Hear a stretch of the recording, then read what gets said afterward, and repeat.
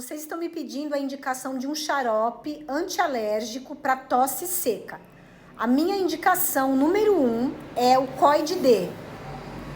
Ele existe na versão original e na versão genérico, tá? Pode ser utilizado tanto por adulto quanto para criança.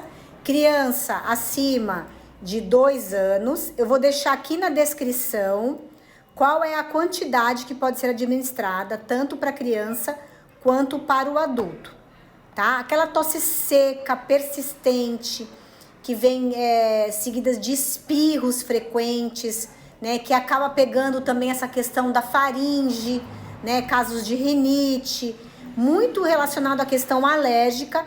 Essa aqui é a minha escolha número 1. Então, se você ainda não conhecia, essa é a indicação do xarope para tosse seca, principalmente alérgica, tá?